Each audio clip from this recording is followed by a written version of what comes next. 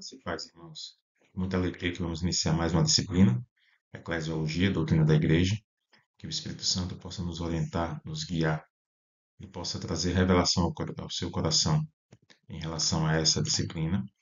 Nada mais é do que vamos falar um pouco sobre a Igreja, tá? A sua origem, suas doutrinas, tá? Que os irmãos possam receber revelação divina, revelação do alto, para que possamos compreender melhor esse importante assunto, né, que é a Igreja do Senhor. Amém? Primeira parte, vamos ver algumas questões nessa aula de hoje. Vamos ver algumas questões fundamentais. Tá? Vamos dar início, né, ao nosso conteúdo com algumas questões fundamentais importantes que se faz necessário aprendermos para darmos continuidade, né, às demais aulas.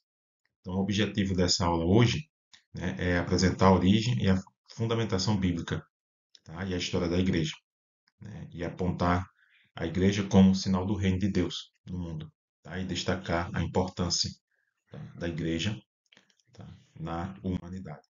Então, vamos começar, tá, entendendo um pouco sobre o significado da palavra igreja. Tá? Então, a palavra igreja ela vem do grego eclésia, né, que literalmente significa igreja, tá, ou chamado para fora.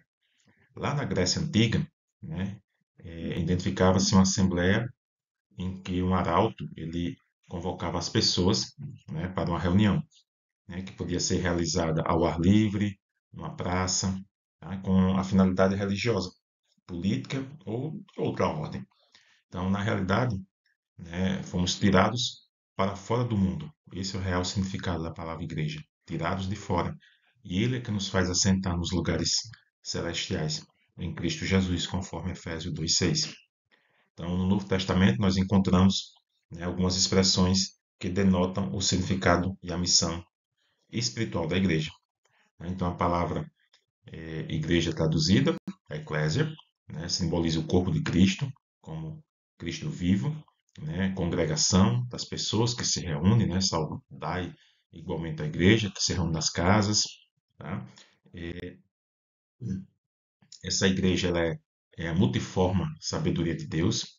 Tá? Então, nesse aspecto, a igreja ela revela ao mundo a sabedoria de Deus em suas muitas e variadas formas e manifestação. Tá? Então, a criação do mundo, do homem e do universo, bem como as suas revelações. Tá? Então, ela é a coluna e firmeza da verdade. Tá? É a única instituição exclusiva, né, em todo o mundo, em todos os tempos, que tem credencial, tá, para ser o sustentáculo da verdade. Tá?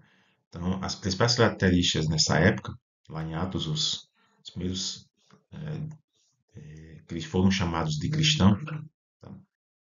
E quando estavam em reunião, eles chamam, né, temos a primeira denominação de cristão, aqueles que creem em Cristo, lá no livro de Atos. Então, as principais características que descrevem os cristãos, né, eles são caracterizados pela fé em Jesus Cristo, tá, como Deus, como nosso Filho, como o Filho do Senhor, né? E essas atribuições, ela tem algumas características, como por exemplo, irmão, tá? Lá em Gálatas 3:28, crentes, frequentemente chamado, né, por causa da fé em Cristo. No Brasil é muito comum, né, nas denominações evangélicas. Está lá em Atos 11:26. Santos, porque são separados do mundo. Né, um significado da palavra igreja é tirado para fora. Então, somos separados do mundo. Somos eleitos, escolhidos, né, para um ministério importante. Paulo assim afirma lá em Efésios 1:4. Né? Discípulos, tá? Pessoas que estão em uma preparação espiritual e cristão, né? A nome dado àqueles que praticam o cristianismo. Tá? Então, quando nós nos referimos à igreja, nós, né, devemos especificar em qual sentido estamos atribuindo esta palavra. Tá? Então, dependendo do contexto, podemos estar falando da igreja como um organismo ou apenas como uma organização. Tá? Então, eu posso ter, por exemplo, o sentido literal do termo. O termo igreja literalmente significa assembleia, assembleia do povo. Na antiga Grécia, né, regularmente, ou quando as autoridades queriam tratar de algum assunto interessante da comunidade, as pessoas eram convocadas a saírem de suas casas para se reunirem nos locais públicos. Né? A igreja invisível e universal, como lá em Hebreus 12, 23, tá? Ela é composta por todos os que são chamados para fora, tá? No mundo, tá? Chamados para fora do mundo. Tá? Então, dentre todas as nações, né, para formar o corpo de Cristo. Né? Nesse sentido, essa igreja ela é perfeita, tá? Conforme Efésios 5, 27. Ela é noiva do Cordeiro, conforme Apocalipse 19, 7, 9. Ela é um organismo vivo, tá? Comparado a um corpo dinâmico, é invisível. Tá? A igreja local é formada de um modo visível pelos crentes salvos em Cristo. Ela é múltipla, tá? Que é uma igreja universal, a igreja é una e ela é uma organização, tá? Então, isso é o que significa eclésia, tá? Eclésia nada mais é do que, tá, uma assembleia onde os gregos se reuniam, tá, para tratar de assuntos importantes. Então, uma vez entendemos o que significa a palavra igreja, vamos a algumas considerações. Tá? Uma igreja é uma comunidade de pessoas, tá, de todos os tempos. Então, que possamos entender, né, que a igreja ela não é um judaísmo continuado. Tá? Embora haja uma continuidade entre os remidos de todas as eras, a igreja está fundamentada numa nova aliança. Tá? Ela é parte do judaísmo, mas rompe, né, o judaísmo por meio de Cristo. Então, a igreja ela não é o reino de Deus. O reino é o domínio de Deus sobre a terra, sobre todo o universo. A igreja é parte do reino do Senhor. Então, a igreja ela não é uma instituição religiosa. A igreja, tá? Ela não é uma instituição religiosa, mas sim um organismo vivo, né? Que vai transformar, tá? E as pessoas, que vai transformar as organizações, conforme lá Romanos 9, 25 e 1 Pedro 2, do 9 ao 10. Tá? Então, eclésia significa assembleia. Tá? Então, no Antigo Testamento, tá, o que a gente poderia chamar de igreja, já que é conhecido do povo, né, que pertence a Yahvé, como nação. Então, o Novo Testamento também tem duas palavras derivadas da Septuaginta, né? Eclésia, de ek e kaleo, né? Chamar para fora, e sinagogue, de sim e água, que significa reunir-se ou reunir. Tá? Então, nesse sentido, tá? E Israel é descrito como uma igreja no sentido de ser uma nação chamada dentre as outras nações. Tá? Então, nesse sentido, Israel foi chamada para ser um povo escolhido, né? Para ser os sacerdotes das nações. Então, quando o Antigo Testamento foi traduzido para o grego, a palavra consagração, né, foi traduzida para eclésia, ou igreja. Tá? Israel, pois era a congregação, ou era a igreja de Jeová. Né? Então, depois de a igreja judaica o ter rejeitado, né, Cristo, então houve uma nova congregação, ou uma nova igreja, uma instituição divina que continua, né, sua obra na terra. Então, a igreja de Cristo ela veio existir como uma igreja no dia de Pentecoste, né, quando foi consagrada pela unção do Espírito Santo, no grande dia de Pentecoste, né, assim como o tabernáculo foi construído e depois consagrado, tá, pela descida da glória divina, lá em Êxodo 40. Tá? Assim, os meus membros da igreja foram congregados nos cenáculos e consagrados, tá? Pelo que o retorno do Shekinah. Tá? Então, Davi, tá, juntou os materiais para a construção do templo, mas a construção foi feita por seu sucessor, né, Salomão. Da mesma maneira, Jesus, durante o seu ministério terreno, né, havia juntado os materiais da sua igreja, né, por assim dizer, mas o edifício foi erguido pelo seu sucessor, o Espírito Santo. Né? Então, essa obra foi feita pelo Espírito Santo, operando mediante os apóstolos, né, que lançavam os fundamentos e edificaram a igreja.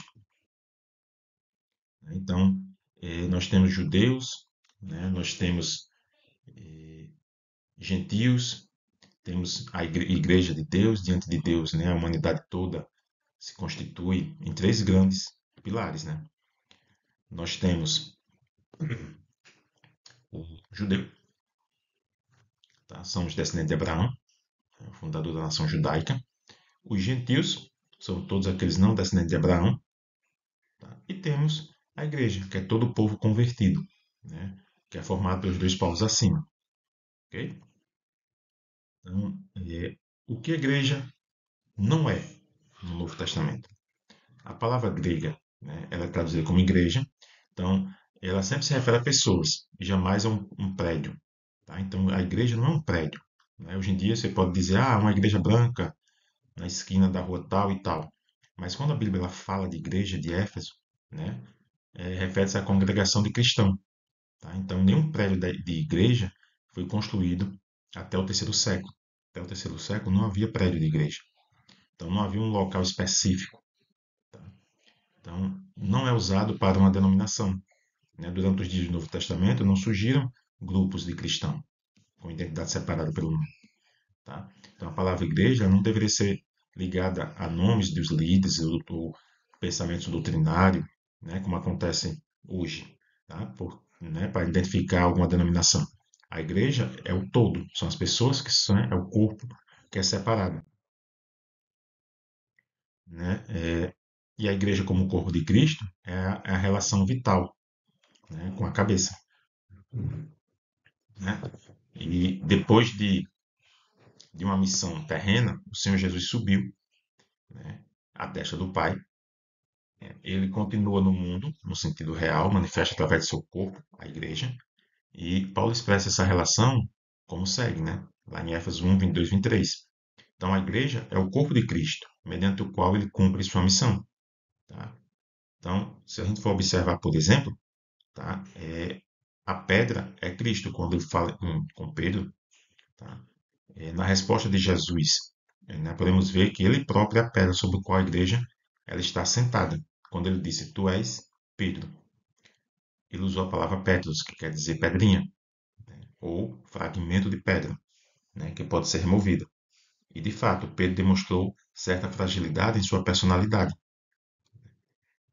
Numa ocasião, né, deixou-se usar pelo inimigo, né, e nesse momento crucial, negou Jesus 3 vezes. Por isso, quando Jesus disse sobre esta pedra edificarei a minha igreja, ele utilizou a palavra Petra, que tem um significado de rocha, né, rocha inamonível, inalterada, né, e não Petros, que é fragmento, tá? Uma pedra pequena, tá? Esse é o grande sentido, tá? E como edificação da igreja, em Mateus 16, 18, nós vemos a promessa da edificação da igreja sobre o próprio Cristo.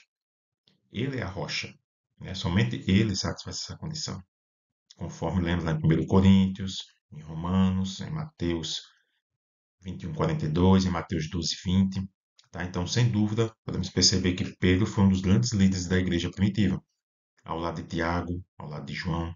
Né? Contudo, né, podemos perceber que não há base bíblica para afirmar que a igreja teria Pedro como a rocha, sobre a qual seria edificada. Jesus que é o fundamento, Jesus que é a rocha. Então, em sua resposta, Jesus diz a Pedro, eu te darei as chaves do reino dos céus. As chaves dos céus são melhor entendidas, né, como poder e autoridade, né, para transmitir a mensagem do Evangelho. Então, no dia de Pentecoste, Pedro foi usado por Deus para abrir as portas do cristianismo aos judeus, aos gentios. Então, na casa de Cornélio, lá em Atos 10, 34, Pedro não é o porteiro do céu, como pensam os romanistas. Tá? Então, que possamos entender isso. Tá? O fundamento da igreja é Cristo. Tá? Então, a missão principal da igreja, né, é declarada na grande comissão dada por Jesus aos apóstolos, onde Marcos afirma: ide por todo o mundo e pregar o evangelho a toda criatura. Né? A importância da pregação pode ser definida pelo fato, tá, de que as palavras usadas para a pregação elas foram incluídas em mais de 115 vezes no Novo Testamento. Tá? Então, por exemplo, evangelizo, que significa pregar as boas novas, queruso, que significa anunciar, tá? Então, podemos perceber que a missão da igreja é pregar o evangelho. Então, essa é a principal missão da igreja, né? É levar, tá, o evangelho, boas novas, tá? Uma parte, né, dessa comissão, assim sendo, né, é necessário examinar as 5 ocorrências. Por exemplo, nós temos na igreja o discipulado, tá? No evangelho de Marcos, ele deu uma tarefa à igreja, ir, portanto, fazer discípulo, né? Ou seja, ensinar, né? Então, a missão da igreja é ensinar as nações. Comunhão, tá? Então, a missão da igreja é manter a comunhão entre os crentes, tá? E perseveraram na doutrina dos apóstolos e na comunhão, lá em Atos 2:42. É adoração. Então, Jesus disse que o Pai busca a adoração daqueles que quiserem adorá-lo em espírito e em verdade. João 4. A missão da igreja, missões e evangelismo, inclui o evangelismo mundial. Jesus pretendia, tá, que o evangelho das boas novas fosse falado e pregado a todas as nações até o confim da terra. Maturidade. A igreja não completou sua missão de anunciar o evangelho e fazer discípulos de todas as nações, né? Ministério no lar, a missão da igreja, então, é estender-se ao lar, incluir a sua família. Então, as palavras que descrevem um cristão são irmão, tá? Então, a igreja é uma fraternidade ou comunhão espiritual, no qual foram abolidas todas as divisões que separam a humanidade. Não há grego, nem judeu, tá? A mais profunda de todas as divisões baseada na história, né, religiosa é vencida, não há grego nem bárbaros, ou seja, todos somos irmãos. Outra palavra que descreve é o crentes, são crentes, né? Os cristãos são chamados de crentes porque sua doutrina característica é a fé em Jesus Cristo. Somos chamados de santo, são chamados literalmente, né, consagrados ou piedosos, porque são separados do mundo e dedicados a Deus. Os eleitos, que se refere-se a ele como eleito ou escolhido, porque Deus os escolheu para o ministério, né? São discípulos, né? São cristãos porque são discípulos, né? Porque estão sob preparação espiritual, ou seja, sob ensino, alguém está ensinando Cristo, né? Cristão, né? Porque são da religião na qual Cristo é o centro. Alguns chamam, né, de o templo de Deus, tá? Um templo é um lugar em que Deus, né, que habita em toda parte, ele se localiza a si mesmo em determinado lugar, tá? Onde seu povo o possa achar em casa. Tá? Assim como Deus morou no tabernáculo e no templo, assim também ele vive por seu espírito na igreja. Tá? Então, nesse templo espiritual, os cristãos, como sacerdotes, oferecem sacrifícios espirituais, sacrifício de oração, louvor e boa obra. E somos a noiva do Cordeiro. Essa é uma ilustração usada muito no Antigo como no Novo Testamento para descrever a união, tá, de Deus com seu povo. Tá? Mas devemos lembrar, não esquecer, que é somente uma ilustração e não se deve forçar a sua interpretação. O propósito do símbolo é apenas iluminar, tá, um determinado lado da verdade, tá, e não o de promover o fundamento para uma doutrina. Tá? Possamos não esquecer. Esse é o primeiro concílio. Tá? Então, houve um concílio, o primeiro. Tá? E, ao retornar à sua primeira viagem, né, Paulo deparou com um problema muito sério no meio dos judeus, tá? Judeus cristãos. Ele havia descoberto a forma da transculturação, ou seja, evangelizar os gentios sem os judaizar, ou seja, sem introduzir a lei judaica. Então, os radicais que permeavam a igreja, os judaizantes, ou seja, aqueles que criam em Cristo, mas aplicavam também a lei, eles misturavam a lei e a graça, queria que esses povos, novos crentes, né, eles seguissem o modo que eles viviam. Né? Então, essa discussão gerou um concílio. E qual foi as causas para isso? Como estava falando, foi os judaizantes, né? Deus abriu a porta da fé dos gentios, isso era um ponto pacífico, tá? Está lá em Atos 11:18. Então, outro problema surgiu sobre a situação deles. Deviam ser judaizados? Né? Essa questão era séria, tá? E podia ameaçar a base do cristianismo. ok? Dizem, né, alguns estudiosos que os gentios eles deviam viver o modo ou o modelo dos judeus, prescrito na lei. Isso era proveniente dos fariseus que se haviam convertido. Eles se preparavam, né, se apresentavam como vindos da parte de Tiago, que jamais os autorizou, não tem prova de que eles autorizou isso. Tá? Né? Eles saíram da igreja em Jerusalém, realmente, mas não foram autorizados a falar em nome do apóstolo. Então eles queriam, por exemplo, que os novos convertidos fizessem a circuncisão. Tá? Então eles misturavam a lei com a graça. Tá? Isso era um problema sério para o cristianismo que estava a nascer. Né? A liberdade cristã era ameaçada. Por exemplo, em Antioquia da Síria, eles fizeram um estrago muito grande, né, digamos assim. Né? Até Pedro e Barnabé se deixaram levar por essa dissimulação, fazendo vista grossa. Então, Paulo está lá em Gálatas 2, 11 e 13. Tá? Paulo ele entendeu com clareza, tá, o que isso representava e como a justiça ficou revoltado, né? Repreendeu publicamente os líderes da igreja, está lá em Gálatas 2, 14. Tá? Então, quem discursou? Pedro, nesse concílio, discursou. Tá? Havia grande discussão quando Pedro se levantou, então ele chamou a atenção, né, dos que estavam lá, né, evocou a revelação que recebeu antes de ir à casa, né, de concílio, lembrou ainda que Deus o escolheu para falar aos gentios, uma alusão à experiência, né, do centurião, lá em Atos 10. Então, a declaração de Pedro, no versículo 11, revela que ele concordou com a discussão de Antioquia. Tá?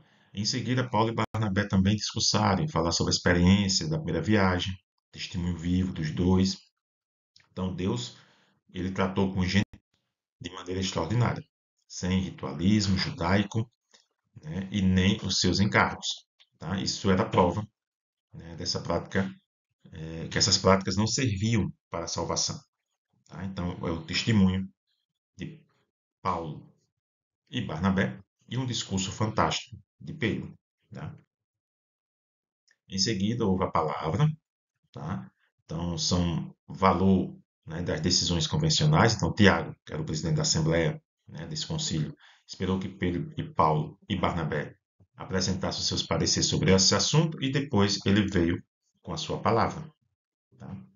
Então, ele fez uma citação de Amós, tá, lá em 9, 11, 12, né, apenas uma das muitas passagens do Antigo Testamento que prevê a salvação dos gentios. Então, Jesus determinou que pregasse a todas as nações. A expressão povo para o seu nome era usada como referência. Tá? Então, no entanto, Tiago reconhecia a igreja, tá, que era um povo com essa dignidade, então, constituído de judeus e gentios. Em seguida, né, como foi conduzida a reunião? Os demais participantes desse evento acabaram de ouvir Pedro, Paulo, Barnabé, né, e era o cumprimento da promessa de Deus e profecias do Antigo Testamento. Por isso, Tiago dirigiu respeitosamente aos presentes, chamando-os de irmão, não tinha intenção nenhuma de atacar, né, nem os legalistas, muito menos os liberais, mas o seu compromisso era com a palavra de Deus. Tá? Então, um povo não aceita, então ele chamou Pedro pelo seu nome hebraico, Simão. Isso mostra que Tiago não reconhecia como pedra, como reivindica a Igreja Católica. Tá? E, então, se você observar, a citação parafraseada de Tiago, ele faz nas palavras de Pedro, tá? Se reveste de uma suma importância, porque ele descarta a possibilidade de o cristianismo ser uma seita judaica. Né? Deus visitou os gentios para tomar deles um povo para o seu nome. Tá? Então, as três características de Israel, Pedro aplica também à igreja. Mas sois vós, geração eleita, sacerdócio real e nação santa, povo adquirido. 1 Pedro 2, 9. Então, esse mistério da vocação dos gentios é assunto que Paulo se aprofunda em Éfesos 3. No entanto, Tiago, neste concílio, já havia apresentado esse tema. Tá? E aí, como decisão desse concílio, né, houve que abstêssemos das coisas sacrificadas aos ídolos, espécie de respeitar as restrições, né, que se refere aos alimentos sacrificados, proibição do sangue, proibição de se alimentar do sangue, abstenção de carne, né, sufocada, que é a preceito da lei de Moisés, tá? Abstenção da carne sufocada, abstenção de prostituição também era outro caráter dessas regras. Então, Tiago, ele, a expressão né, dessas regras fazem com que Tiago, né, acrescente ainda mais, porque Moisés, desde os tempos antigos, tem em cada cidade quem o pregue e cada sábado é lido nas sinagogas, né? Isso significa que judeus têm um alto padrão de conduta e um modus de viver, porque estudam sobre isso na sinagoga todos os sábados. Os gentios, por sua vez, eles aprenderam os bons costumes, né, porque nunca tiveram quem os ensinasse, né, eles não aprenderam. Por esta razão, o modo deles era precário. Então, aplicar essa conduta judaica aos gentios era o mesmo que afirmar que a graça do Senhor não era suficiente. Percebe? Então, eu aplicar a lei judaica para os gentios, que eram se convertido, né, era como se a lei, se a graça do Senhor, ou seja, todo o sacrifício que o Senhor fez, tenha sido em vão. Tá? Então, isso reduziria o cristianismo a uma mera seita, tá, de cristãos. Tá? Então, isso ia confundir a identidade judaica. Nesse caso, era como se os cristãos de hoje usassem talit, que é o manto usado pelo judeu religioso, né? O kippah, né? Que eles usam na cabeça. Então, alimentando-os apenas de caché, né? Como os judeus, além de outros ritos cerimoniais que o judaísmo tem. Tá? Então, é uma questão de consciência. Então, essas regras eram o mínimo que se podia dos gentios para não escandalizar os judeus cristãos. Então, porém, mais por amor a eles do que em meio de uma salvação. Tá? Com isso, a igreja tem os seus símbolos. Então, a igreja ela se apresenta como a noiva do Senhor, noiva de Cristo. Tá? Esta é a primeira alusão, tá, do documentário pela importância que as escrituras dão, né, ao matrimônio. É primordial na igreja fortalecer o casamento, isso porque há uma ação maligna em curso, todos nós sabemos disso, contra ele, ou seja, contra o casamento, por ser, em primeiro lugar, a estratégia que melhor serve ao inimigo, tá, no seu famigerado propósito de tentar destruir o plano de Deus para com o homem. E, em segundo lugar, porque desmoraliza uma instituição que melhor representa o tipo de comunhão que Cristo mantém com sua noiva. Tá? Então, a importância da noiva, a sujeição da noiva, outra lição que temos, né, de Paulo, que ele oferece a de uma sujeição da igreja a Cristo, o apóstolo usa, né, para exemplificar a mesma atitude da mulher para com o marido. Tá? No entanto, a ideia não é a de uma sujeição imposta pela força ou por uma decisão unilateral e legalista da esposa, e sim num amor intenso, né, dedicado pelo esposo, que produz nela profundo sentimento, tá, de afeto, tá, resultando no reconhecimento espontâneo, tá, de sua sujeição posicional. Pureza da noiva, tá? Então, outro detalhe é o símbolo que a igreja pura, como a noiva, resulta da entrega, né, do Senhor por ela. A igreja como templo de Deus, lugar de habitação, né? A igreja como templo traz a ideia subjacente de construção de um edifício, né, habitacional que se ergue sob rigorosas normas de engenharia, como templo de adoração, local onde nós adoramos ao Senhor, buscamos sua presença. A igreja como lugar de habitação do Senhor, como propósito, templo de adoração, né? A igreja como corpo de Cristo, é o padrão orgânico, ou seja, por último, tá, nesse comentário, a igreja ela é analisada sob a perspectiva do corpo humano. Né? De início, traduz a ideia de que são diversos órgãos e muitos membros, mas todos trabalham de forma, né, orgânica e harmônica. Então, assim, a Igreja de Cristo, ela contém milhões de membros espalhados pelo mundo. Quando todos cumprem a sua parte, a igreja se beneficia. Mas se algum deles está enfermo espiritualmente, né, e não é logo restaurado, afeta todo o corpo. Então, e a igreja é a unidade de cada membro. Todavia, a ideia, né, de corpo não anula a utilidade de cada membro no particular. Todos cumprem uma atividade regular e indispensável no processo de vida.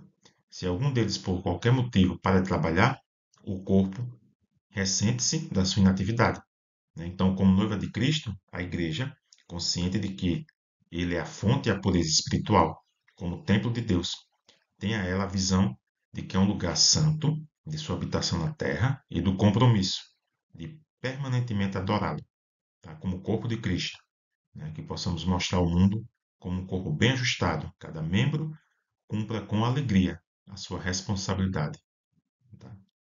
Em favor do corpo. Tá? Então, o texto apresenta uma carta de Pedro, tá? Que possamos ter entendido nessa primeira aula, tá? Um pouco sobre o conceito de igreja, tá? Sobre o fundamento da igreja, sua missão, tá? Seu objetivo, tá? Que possamos ter compreendido o significado da palavra, como surgiu a igreja, ok? E que o Senhor possa nos ajudar, né? Ajudar cada um a ter a revelação do quão importante estar ligados ao corpo. E esse corpo tem que trabalhar unido, junto, para a edificação do reino. Ok? Os irmãos, né, compreendam qualquer dúvida, tá? Pode perguntar. E muito obrigado. Tá? Espero vocês na aula 2. Amém.